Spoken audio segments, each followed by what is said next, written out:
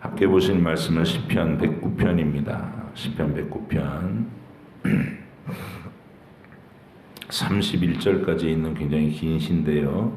먼저 1절부터 4절까지만 제가 읽겠습니다. 시편 109편 1절로 4절 다윗의 시입니다. 내가 찬양하는 하나님이여 잠잠하지 마옵소서. 그들이 악한 입과 거짓된 입을 열어 나를 치며 속이는 혀로 내게 말하며 또 미워하는 말로 나를 두르고 까닭없이 나를 공격하였음이니이다. 나는 사랑하나 그들은 도리어 나를 대적하니 나는 기도할 뿐이라. 아멘. 할렐루야. 서로 인사 나누며 격려하시기 바랍니다. 반갑습니다. 잘 오셨습니다. 사랑합니다. 전우사위에 눈을 맞추시느라고 맞추시고 말씀을 나누셔야 됩니다. 오늘 제목은 성도가 마음속 분노를 처리하는 법이라고 정했습니다. 우리는 천국의 원리는 사랑이라고 배웁니다. 왜냐하면 천국의 주인이신 하나님께서 사랑 그 자체이시기 때문입니다. 그래서 하나님은 구원받은 천국 백성들에게 미움과 분노를 품고 살지 않도록 늘 교훈하십니다. 구약에서도 그러셨고 또 친히 사람이 되셔서 우리 곁으로 오셨을 때에도 분명히 원수까지 사랑하라고 당부하십니다. 구약에서 레위기 19장 18절에 원수를 갚지 말며 동포를 원망하지 말며 이웃 사랑하기를 네 몸과 같이 하라. 나는 여호와니라. 이렇게 명령하셨어요. 원수 갚지 말라. 마태복음 5장 43절로 45절에서 우리 주님이 산상수훈을 통해 또 내 이웃을 사랑하고 내 원수를 미워하라 하였다는 것을 너희가 들었으나 이건 바리새인들의 해석이에요. 나는 너희에게 이르노니 너희 원수를 사랑하며 너희를 박해하는 자를 위하여 기도하라. 이같이 한즉 하늘에 계신 너희 아버지의 아들이 되리니 이는 하나님이 그 해를 악인과 선인에게 비추시며 비를 의로운 자와 불의한 자에게 내려주심이라 했었어요. 너무 아름다운 말씀인데 우리가 나를 생각해 보면 그렇게 못 살죠. 이 딜레마잖아요. 주님의 교훈인데 하나님께서 우리에게 원수를 갚지 말라고 하시는 가장 큰 이유는 우리가 하나님과 같이 공정한 심판관이 될 수 없기 때문입니다. 우리는 한 대 맞으면 내 분노를 더 실어가지고 난 여기 멍 만들었는데 그 사람이 이를 부러뜨리고 또 조금 다쳤는데 그 사람의 생명을 뺏어버리고 이러는 과도한 보복을 우리 죄성이 합니다. 그래서 내가 사적인 복수를 하면 안 되는 거예요. 재판관이 될 수 없어요. 그 권리는 하나님께만 있다. 심판하실 자격과 공정하게 재판하실 능력을 가지신 분은 오직 하나님뿐이십니다. 그래서 우리가 원수를 직접 갚지 않고 오히려 원수가 줄이면 먹이고 목마르면 마시게 해주는 것, 그렇게 하라고 우리 하나님이 행동 지침을 주신 거예요. 어떻게 원수에게 먹을 걸 줍니까? 하나님이 그렇게 하시잖아 이 말이에요. 악인들에게도 햇빛과 비를 내려주시면서 오래 참고 기다려주시잖아 하나님이. 너희가 원수에게 먹을 걸 주고 마실 것을 주는 것은 바로 그 하나님이 인자하신 분이라는 걸 네 신앙 고백으로 나타내라는 거예요. 바울은 이런 사실에 대해서 로마서 12장 19절에서 이렇게 말합니다. 내 사랑하는 자들아 너희가 친히 원수를 갚지 말고 진노하심에 맡기라. 기록되었으되 원수 갚는 것이 내게 있으니 내가 갚으리라 하고 주께서 말씀하시니라. 아멘이십니까? 우리가 다른 사람을 함부로 판단하고 정죄하지 않으려고 노력하는 건 내 한계 때문에 그래요. 나는 내 분노를 실어서 그를 악인으로 규정하지만 하나님은 그 사람의 전체를 보시는 거잖아요. 공정하게 판결하실 수 있는 분은 하나님밖에 없다. 나는 심판자가 아닙니다 하고 원수 갚는 것을 하나님의 손으로 이렇게 의탁하는 거예요. 그리고 하나님이 이 세상의 극악무도한 악인들에 대해서, 지구상에 하나님 욕하는 인류가 가득하잖아요. 하나님을 찬송하는 자들보다 하나님을 욕하고 대적하는 자들이 훨씬 많잖아요. 매 시대마다. 근데 하나님은 그런 모욕을 계속 하늘의 보좌에서 당하시면서도 어김없이 해가 뜨게 해주시고 어김없이 비를 내려주시고 어김없이 사람들이 일어나 움직일 수 있는 힘과 생명을 주셔요. 그런 인자하신 하나님을 주님이라고 부르는 우리들도 원수들한테 먹을 거 줄 수 있고 마실 거 줄 수 있게 그렇게 살아서 하나님의 아름다우신 사랑을 세상에 드러내는 우리가 되거라, 이 말입니다. 오늘 시편의 저자인 다윗도 그런 말씀 그대로 실천하며 살았던 사람입니다.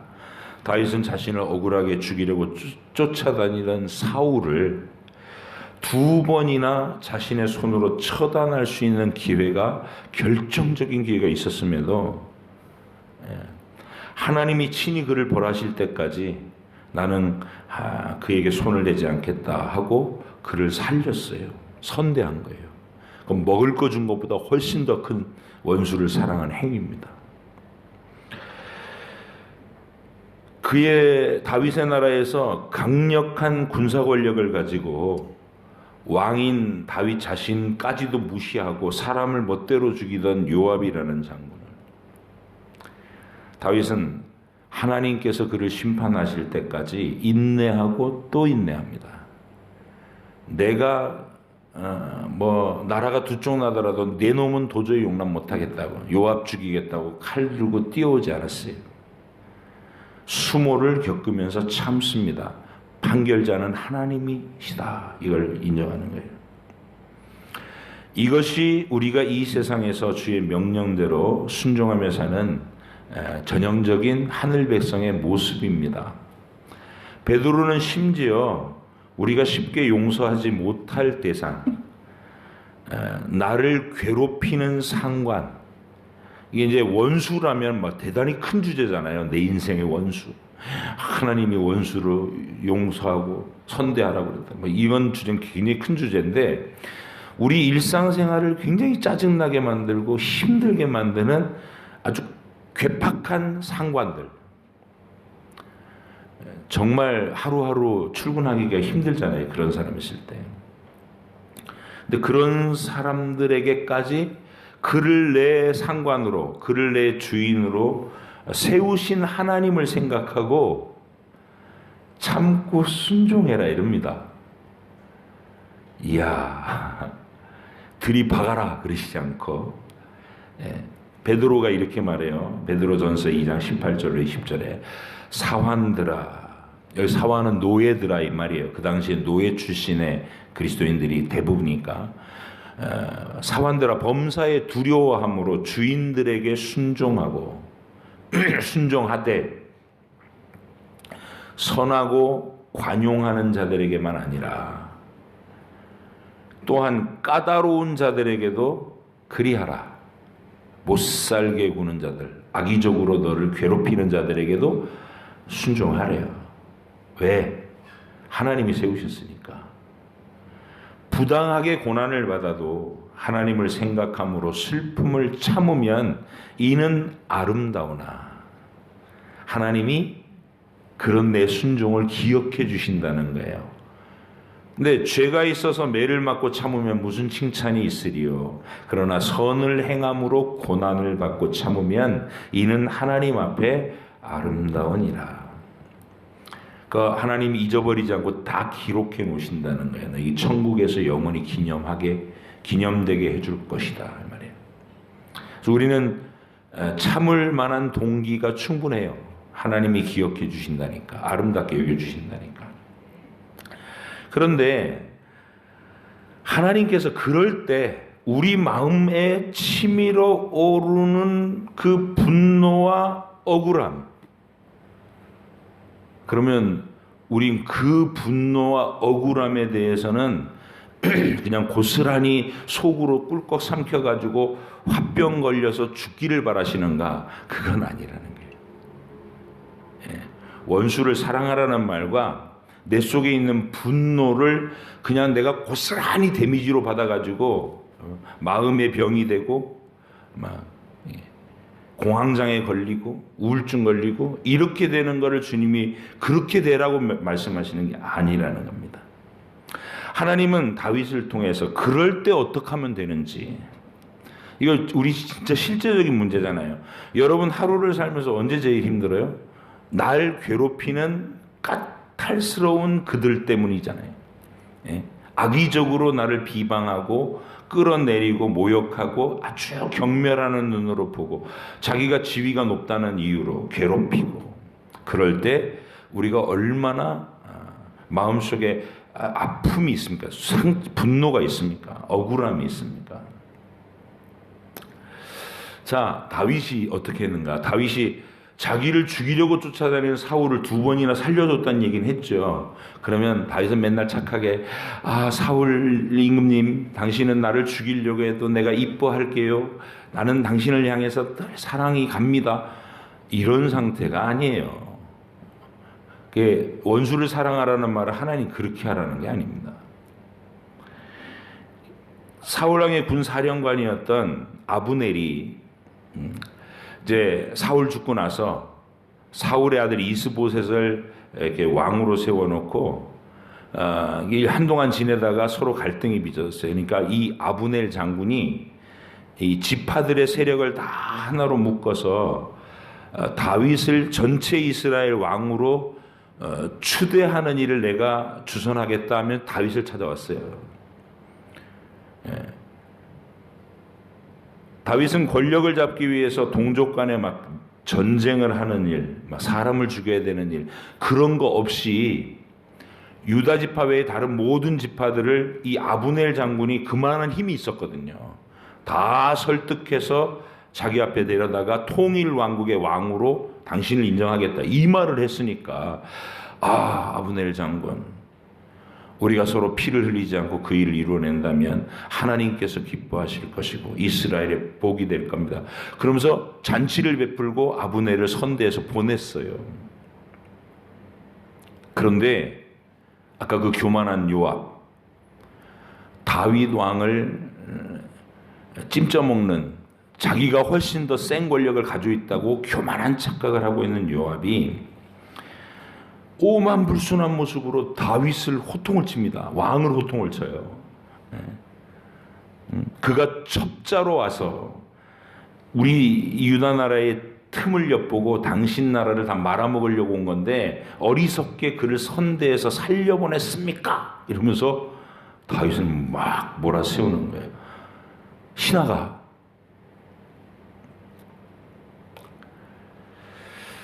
근데 그렇게 하고 끝난 게 아니라 다윗을 그렇게 막 묵살하더니 혼자 슬쩍 나가가지고 아브넬을 다시 불러옵니다.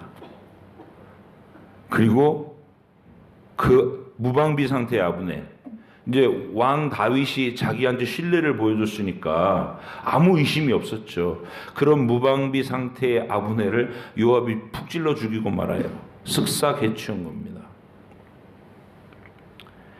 이제 그가 한 짓은 이스라엘을 내전 상태로 막 휩쓸려 들어갈 수 있게 만든 극악무도한 짓을 한 거예요. 다른 북쪽의 이 사울 왕가의 지파들이 다 연합해서 유다와 이 내전을 치를 수도 있게 된. 그날 요압의 그 오만불손하고 불법적인 행위에 대해서 다윗이 분노해서 쏟아낸 말이 있습니다. 이렇게 말해요. 사무엘하 3장 28절에 그 후에 다윗이 듣고 요압이 아브넬을 끌고 와서 쓱싹 해치웠다는 말을 들었어요. 넬의 아들 아브넬의 피에 대하여 나와 내 나라는 여호와 앞에서 영원히 무죄하니 그 죄가 요압의 머리와 그의 아버지의 온 집으로 돌아갈지어다. 또 요압의 집에서 백탁병자나 나병 환자나 지팡이를 의지하는 자나 칼에 죽는 자나 양식이 떨어진 자가 끊어지지 아니할지로다. 이게 저주 비슷한 말을 막 쏟아부어요. 요압 너 이리 와봐. 그리고 요압 앞에다 대고 그 얘기를 하는 건 아니에요. 요압이 저지른 일에 대해서 다윗 속에 들어있는 그 분노의 말을 하나님 앞에서 예언적 저주로 쏟아낸 거예요. 요압과 그의 동생 아비새가 아브넬을 죽인 것은 그가 기브온 전쟁에서 자기 동생 아사헬을 죽인 까닭이었더라. 전쟁터에서 전투하다가 죽은 거예요. 서로 적군이었으니까. 근데 그거를 개인적인 앙심을 품고 지금 국가적인 화해를 도모하고 있는 자리에서 아브넬을 사적으로 쓱싹해치워버린, 전형적으로 원수를 친히 갚지 말라고 하신 하나님의 명령을 대놓고 거부하고 왕 다윗을 대놓고 묵살한 악인의 행보입니다. 그 악에 대하여 다윗이 예언적 저주로 이 아비집과 요압의 이 교만한 악에 대하여 그리고 그의 자녀들 후손들에게 하나님이 그 보응하는 징벌과 저주를 내리실 것이라고 예언적 저주를 하는 거예요. 쏟아 부은 겁니다. 하나님 나라의 원리는 명백하게 악한 동기로 사적인 복수를 자행한 그 요압에게 다윗이 원수도 사랑한답시고 한마디 말도 못하는 그런 것이 아닙니다. 그게 사랑이 아니에요. 다윗은 요압의 행포와 불의한 살인에 대하여 자신의 분노를 개인적인 것이 아닌 하나님의 심판적 저주로 승화시켜서 선포하고 있는 겁니다. 그러면서도 요압을 자기 손으로 제거하기 위해서 개인적인 복수심으로 군사를 일으켜 충돌하지 않습니다. 참아요. 하나님이 그의 세력을 꺾으실 때까지 참아요. 이 두 가지가 우리에게 같이 있어야 되는 거야. 오늘 시편 본문에서도 다윗은 자신이 늘 선대해줬던 주변의 사람들이 온갖 악행과 비방으로 자신을 배반하고 심지어는 죽이려고 공격해 온 일에 대해서 거기에 대한 분노를, 그 배반에 대한 고통, 아픔을 그들에게 칼을 이겨놓고 전쟁을 선포해서 해소하려고 하지 않습니다. 행동은 하나님 명령을 따르는 거예요. 원수를 갚지 마라. 판결자는 나다. 다윗은 그 명령 앞에 순종합니다. 그러나 다윗은 내면에 이글거리는 그 분노를 그냥 혼자 꿀꺽 삼키는 걸로, 이게 이제 세상에서 얘기하는 이 도덕적인 노력이에요. 꿀꺽 삼키고 참으면 그게 참아지느냐? 안 참아지죠. 화병이 되는 거예요. 나를 망가뜨리, 내 속을 뼈가 썩게 하고 정신이 망가지게 하고, 그렇게 우리로더러 하나님은 넌 억울함을 견뎌라는 게 이 어금니 깨물고 너 자신이 망가져라 그렇게 얘기하시는 게 아니다라는 거예요. 하나님은 그 분노의 감정을 내 앞에 가지고 나와서 쏟아내라. 내가 들어줄게. 그 얘기를 하시는 거예요. 다윗은 그 분노를 하나님 앞에 가지고 가서 정말 그냥 낱낱이 그 쓰디쓴 감정이, 그 불붙는 감정이 다 쏟아서 나올 때까지 정말 긴 저주의 말을 합니다. 그게 오늘 시편입니다. 회개하지 않는 죄인들의 악행에 대해서 하나님께서 진노와 심판으로 자신의 억울함을 풀어달라고 탄원하고 있는 겁니다. 칼 들고 눈이 휙 돌아가지고 하나님 뭐 명령이고 뭐고 난 이놈을 죽이고야 말겠어 이러고 뛰어가지 않는다는 거예요. 그 대신에 하나님 앞에서 그걸 쏟아낸다는 거예요. 하나님께서 원수를 사랑하랬다고 하나님 앞에서까지 착한 척 예쁜 말로 기도해야만 그런 뜻이 아니라는 거예요. 다윗은 자신의 억울함과 원수에 대한 분노를 하나님께 낱낱이 말씀드립니다. 일러 바친다는 얘기예요. 일러 바친다. 이게 오늘 시편의 내용이다. 1절로 4절 함께 다시 읽어보시겠습니다. 시작. 내가 찬양하는 하나님이여 잠잠하지 마옵소서. 그들이 악한 입과 거짓된 입을 열어 나를 치며 속이는 혀로 내게 말하며 또 미워하는 말로 나를 두르고 까닭없이 나를 공격하였음이니이다. 나는 사랑하나 그들은 도리어 나를 대적하니 나는 기도할 뿐이라. 하나님 앞에 내 심령을 토하겠다 이 말이에요. 하나님 만약 다윗이 하나님을 경외하지 않고 자기 성질대로 하는 사람이었다면 칼을 찾아들고서 내 이놈들 다 죽여버리고 말겠어요. 쫓아갔을 겁니다. 하지만 다윗은 그 분노를 고스란히 담고 하나님 앞에 와서 엎드렸습니다. 그리고 5절로부터 20절까지의 그 긴 말들을 통해서 자기에게 그렇게 악한 무법한 비방과 음모와 술수로 대적해온 그들에 대한 마음속 분노를 하나님께 심판을 요청하는 말들로 다 쏟아냅니다. 화병되지 않고 기도의 시간에 쏟아낸다 그 말이에요. 이 부분이 성경에서 가장 유명한 저주시라고 불리우는 부분입니다. 사람들은 이 부분을 해석하기를 되게 힘들어해요. 신자가 이렇게 기도해도 돼? 예, 그렇게 기도하라는 거예요. 쏟아내라고. 예, 그 미워하는 사람을 향해서 쫓아가서 한 대 때리고 싶은 그 분노를 하나님 앞에 와서 토로하고 하나님이 내 억울함을 풀어달라고 하나님께 요청하고 하나님께 신뢰하라는 거예요. 그리고 나서 평화를 얻고 나를 괴롭힌 그 사람한테 먹을 거 줄 수 있는 그 여유, 그 너그러움까지 도달하는 겁니다.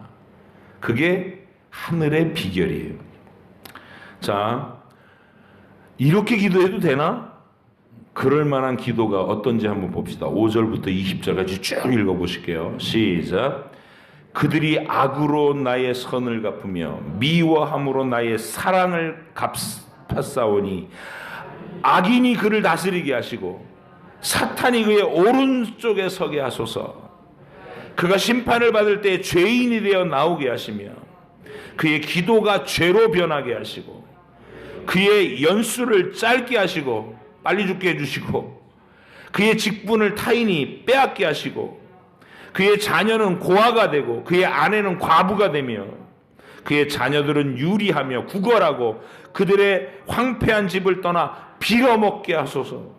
고리대금하는 자가 그의 소유를 다 빼앗게 하시고 그가 수고한 것을 낯선 사람이 탈취하게 하시며 그에게 인애를 베풀 자가 없게 하시며 그의 고아에게 은혜를 베풀 자도 없게 하시며 그의 자손이 끊어지게 하시며 후대에 그들의 이름을 지워지게 하소서. 여호와는 그의 조상들의 죄악을 기억하시며 그의 어머니의 죄를 지워버리지 마시고 그 죄악을 항상 여호와 앞에 있게 하사 그들의 기억을 땅에서 끊으소서. 그가 인자를 베풀 일을 생각하지 아니하고 가난하고 궁핍한 자와 마음이 상한 자를 핍박하여 죽이려 하였기 때문이니이다.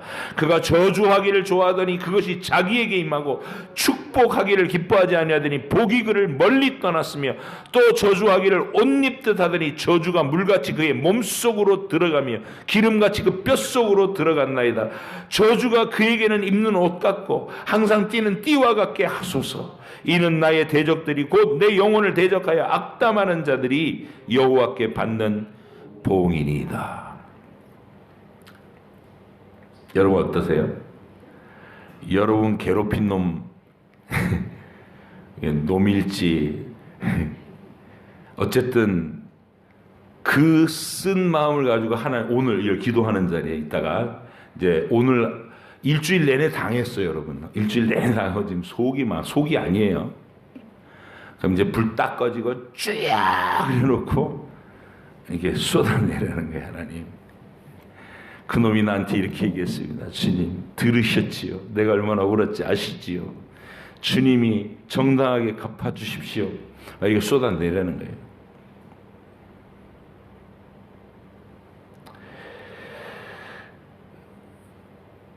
그러면 다 쏟아내고 나면 여러분 후련하지 않겠습니까? 자, 이게 분노한 칼을 들고 그들을 죽이러 달려가는 게 아니에요. 우리는 그런 의미에서 우리는 사랑을 실천하는 거예요. 원수를 사랑하는 거예요. 원수를 갚지 마라. 그건 하나님의 일이다. 그 말씀에 순종하는 겁니다. 그러면서 동시에 자신의 마음이 분노와 증오로 이게 상하고 까맣게 타들어가는 화병 걸리도록 방치하지도 말라는 거예요.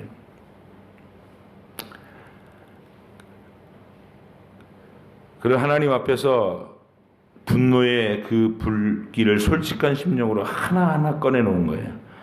그들의 악행에 대한 하나하나의 심판이 이렇게 저렇게 시행하기를 원한다고 하나님 앞에 탄원의 기도를 올리고 있는 겁니다. 그 마음속에 들어있는 진정한 고백은 이런 거예요. 오직 하나님만이 공정한 재판장이시니 저의 억울함을 풀어주세요 라는 것입니다. 이게 다윗이 자기를 그토록 오랜 시간 죽이려고 쫓아다니는 원수인 사울을, 똥 누고 있는 사울을 뒤에서 푹 찔르기만 하면 끝나는 거를 하나님이 기름 부으신 자를 손대지 마라, 자기 부하들에게까지 선대할 수 있었던 이유입니다. 이미 하나님 앞에 다 쏟아놓은 거예요. 다 쏟아놓고 마음의 평화를 얻었어요. 하나님이 당신을 벌 주실 것이다. 하나님이 당신을 판결하실 것이다. 자, 시의 뒷부분이 바로 하나님을 신뢰하는 그런 내용입니다. 21절로 31절도 함께 보십니다. 시작. 그러나 주 여호와여, 주의 이름으로 말미암아 나를 선대하소서. 주의 인자하심이 선하시오니 나를 건지소서. 나는 가난하고 궁핍하여 나의 중심이 상함이니이다. 나는 석양 그림자같이 지나가고 또 메뚜기같이 불려가오며 금식함으로 내 무릎이 흔들리고 내 육체는 수척하오니 나는 또 그들의 비방거리라. 그들이 나를 보면 머리를 흔드나이다. 여호와 나의 하나님이여, 나를 도우시며 주의 인자하심을 따라 나를 구원하소서. 이것이 주의 손이 하신 일인 줄을 그들이 알게 하소서. 주 여호와께서 이를 행하셨나이다. 그들은 내게 저주하여도 주는 내게 복을 주소서. 그들은 일어날 때 수치를 당할지라도 주의 종은 즐거워하리이다. 나의 대적들이 욕을 입듯 옷 입듯 하게 하시며 자기 수치를 겉옷같이 입게 하소서. 내가 입으로 여호와께 크게 감사하며 많은 사람 중에서 찬송하리니 그가 궁핍한 자의 오른쪽에 서사 그의 영혼을 심판하려 하는 자들에게서 구원하실 것임이로다. 기도 시간에 이 위로를 받아야 될 이 확신에 도달해서, 자, 이렇게 하고 나서 월요일 날 죄송합니다. 그놈한 앞에 이제 출근 또 했어요. 그럼 우리 마음이 어떨 수 있을까요? 너그러울 수 있죠. 여유로울 수 있고 더 이상 내가 뿌글뿌글하지 않을 수 있는 자유가 거기 있는 거예요. 하나님이 우리한테 원하시는 건 그겁니다. 원수를 친히 갚지 말고 내가 한 방 먹여줄 거야. 그러면서 또 막 주일 지나고 나서 은혜 받은 거 다 까먹고 내가 어떻게 하면 이놈의 팀장을 내가 확 볶아버리지, 골탕을 먹이지 막 이러면서 같이 그냥 맞대응해갖고 일주일 또 지옥을 살지 말고 오늘 이 저녁에 하나님 앞에 그거 다 쏟아내고 하나님 나의 억울함을 풀어주실 것을 확신합니다. 그리고 하나님 신뢰하고 진짜 마음의 평화를 얻어서 월요일 출근했을 때 내가 당신을 용서한다. 내가 더 이상 당신에게 매여서 이 분노의 감정 품지 않는다. 시키면 열심히 하고 또 도울 일 있으면 돕고 배고파하면 먹을 거 주고 이렇게 사는 게 천국 시민의 비결이라는 거예요. 행복할 수 있는 비결. 주님께서 오늘 이 밤에 여러분에게 이 신비로운 은혜 속에 다 들어갈 수 있도록 응답해 주시기 바랍니다. 메시디슨 감정을 하나님께 아뢰고 사람에게서 더 이상 위로를 기대하지 않는, 그리고 내가 한 방 먹여갖고 후련해지는 거, 그거 안 후련해져요. 하나님이 공정한 재판 판결로 나를 세워주시고 그를 부끄럽게 만드실 때 하나님의 결론이 내게 위로가 되는 거지, 내가 한 방 먹여가지고 그거 곤란한 지경에 쩔쩔매는 거 보고 그걸로 속이 통쾌해지고 그거 잠깐입니다. 그런 방식으로 행복해질 수 없어요. 다윗처럼 하세요. 다 하나님 앞에 이르고, 그리고 기도의 자리에서 평화를 얻고, 원수는 선대할 수 있는, 선으로 악을 이길 수 있는 멋진 하늘 백성들이 다 되시기를 축복합니다. 기도하겠습니다. 하나님 감사합니다. 그냥 단순하게 도덕적으로 착한 사람 되라 그렇게 말씀하시는 것도 아니고, 하나님이 우리가 어떻게 하면 원수를 선대할 수 있는지, 그리고 그러면서도 내가 분노로 인해, 증오심으로 인해, 미움으로 인해 내 마음이 망가지지 않을 수 있는 비결이 무엇인지 이렇게 다윗을 통해 알게 해주셔서 감사합니다.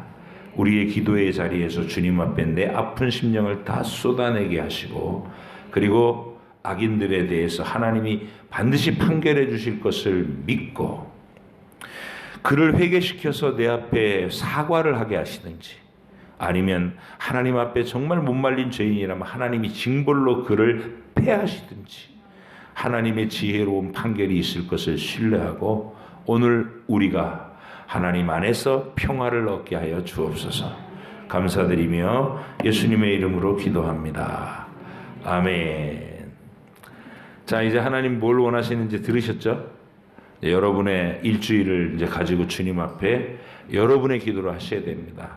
이 주제에 맞춘 기도를 할 수도 있을 것이고, 또 여러분이 급박하게 성령께서 이번 주에 난 이런 기도를 하게 하신다 그러면 그 기도를 하셔도 되고, 기본적으로 우리가 놓치지 말 기도는 나라와 민족을 위해서 꼭 기도하시기 바랍니다. 대한민국 하나님의 손에 붙들린 마지막 시대의 진리의 도구로, 온 세상 만민들에게 성경대로 믿는 믿음의 마지막 보루로 대한민국의 교회와 성도가 계속 쓰임받을 수 있게 해달라고 기도하시고, 이 나라가 위정자들이 각자의 목적으로 정쟁을 일삼고 온갖 일들을 한다 하더라도 하나님이 그 배후의 모든 일들을 섭리로 역사하셔서 하나님의 뜻을 이루는 쪽으로 흘러가게 해달라고 우리가 나라를 위해서 기도했으면 좋겠습니다.